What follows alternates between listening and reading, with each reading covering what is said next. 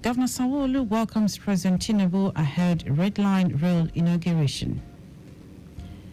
Telecommunication companies to bar 12 million lines as NCC reaffirms February 28 NIN linkage deadline. On the foreign scene, Thailand reveals plans to ban recreational cannabis use. And in sport, Super Eagles striker Victor Osimhen bags hat-trick to become Napoli's 13th all-time scorer. Now the details. I am Dele Agadumo. All is set for the unveiling of the Lagos Red Line Rail project.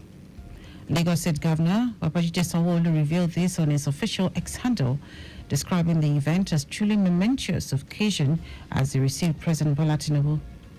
The president, who arrived Lagos at about 6 p.m. on Wednesday, was received by the governor and other government officials at the Murtala Mohammed Airport. The commissioning of the Red Line train will signal the takeoff of another major game changer in the state's transportation infrastructure, as it brings to two the Red Lines owned and operated by the Lagos State government. It will be recalled that Governor Sanwo-Olu on Saturday took a test run of the Red Line train, inspecting the tracks and the rail corridors for another time. The 37-kilometer rail line, built by the Lagos Metropolitan Area Transport Authority, LAMATA, will be inaugurated by President Bola Tinubu, along with its stations and other ancillary facilities. The Red Line traverses 7 stations from Agbado, a boundary town in Ogun State, to Oyingbo in Lagos Central. Operatives of the Lagos State Traffic Management Authority, LASMA, have warned mass transit bus drivers and owners against contravening traffic laws. General Manager of LASMA, Olalekan Bakare Oki, said this during a courtesy visit by operators, drivers, owners of federal mass transit buses to his office in Oshodi, Lagos. Bakaroki said the agency would not condone any form of illegality, such as indiscriminate parking on roadside, curbs, walkways, setbacks, thereby obstructing the free movement of vehicles.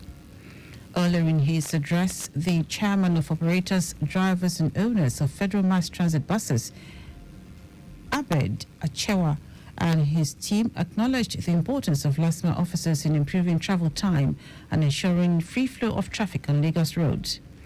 Achewa called for more collaboration that would promote safety of the motoring public. President Bola Tinubu is scheduled to embark on a 2-day official visit to the state of Qatar today. The media aide to the president, Ajuri Ngelale, in a statement said the visit, which is on invitation of Tamim Al Thani, Emir of the state of Qatar, is to further strengthen cooperation between the two nations in several areas, including security, cultural exchange, and economic development. He said during the visit, President Tinubu will witness the signing of several agreements focused on boosting Nigeria's rail sector and creating value-additive investments across the fields of trade, education, culture, solid minerals, digital economy, agriculture and gas, as well as fostering cooperation on counterterrorism. According to Ngelale, the president will also participate in a business and investment forum that will bring together top-level executives in both the private and public sectors of Nigeria and Qatar to advance cross-sectorial opportunities for mutually beneficial growth and development. He added that the president will be accompanied on the trip by senior government officials for the signing of agreements. Now to the rest of the stories. The Nigerian Communications Commission, NCC, has ruled out an extension of the February 28 deadline for the linkage of subscriber identity module SIM cards to national identification numbers, NIN. To this end, telecommunication companies have been directed to bar 12 million lines which have not been linked to NINs after the expiration of the deadline. The Director of Public Affairs, NCC, Ruben Moka, confirmed the development. Also, the Chairman, Association of Licensed Telecommunications Operators of Nigeria, Benga Adibayo, said the telecommunication operators would comply with the NCC's directive. He said out of the 224 million active lines, about 12 million lines risks deactivation. The war against illegal oil bunkering and oil theft has received a huge boost on Wednesday as troops of the 6th Division Nigerian Army, Port Harcourt, uncovered over 40 dugout crude oil wells in Rumwepe community in Mowa local government area of River State. The General Officer commanding 6th Division, Jamal Abdusalam, who led the operation, said the troops uncovered the site during a sweep and clear operation on the Trans-Niger Delta pipeline. Abdusalam stated that the oil wells, which were about 40 feet deep, were the latest technique employed by criminals in stealing crude oil from underground. He described the discovery as an eye-opener for the army in the war against oil theft in the Niger Delta region. Now to foreign news. Thailand is set to ban recreational use of marijuana by the end of this year, but continue to allow its use for medical purposes.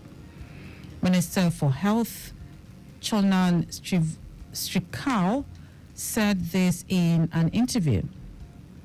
The minister stated that the draft bill will go to Cabinet for approval next month before heading to Parliament to be passed before the end of the year. According to him, the misuse of cannabis has a negative impact on Thai children. After Thailand became the first country in Southeast Asia to free up medicinal use in 2018 and then recreational use in 2022, tens of thousands of cannabis shops have sprung up in an industry projected to be worth up to $1.2 billion by next year. Now, sports Super Eagles striker Victor Osimhen has moved to 13th spot in Napoli's all-time scorers chart after bagging his first hat-trick against Sassuolo in a Serie A game. It was his second hat-trick against Sassuolo since arriving in Italy in 2020. The former Lille striker scored his first goal against the Neroverdi on October 29, 2022. The 25-year-old also had an assist for Vicha Krakashela, who scored twice in the encounter as new management Francesco Calzona recorded his first win after 3 games. The treble also took Osimhen's tally to 5 in 3 games for Napoli since returning from the Africa Cup of Nations and is 13th across all competitions this season. And that ends our news at noon. Just before we go, always obey road signs and traffic lights. You can follow us and like all our various social media platforms. X, formerly Twitter, Lagos Traffic 961. Instagram, Lagos Traffic Radio 961. Watch us live on Facebook, Lagos Traffic Radio 96.1 FM. On YouTube, subscribe and watch all our previous programs and news on our channel, Traffic Radio 961. Did you know that the Sanwo-Olu administration empowered over 1,000 residents at the 3rd phase of the Mega Empowerment Program?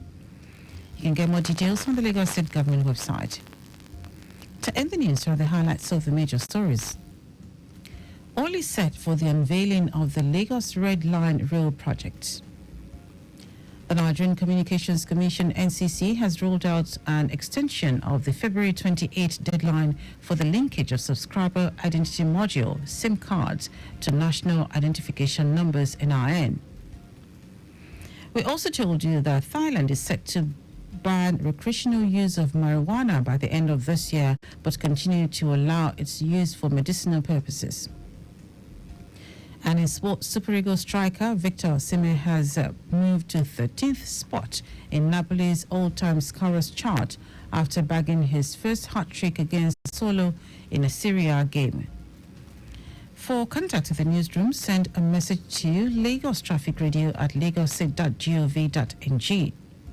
And that ends the news broadcast compiled by Aderayo Idowolaya. I am Dele Agadumo. Good afternoon. Thank you for listening.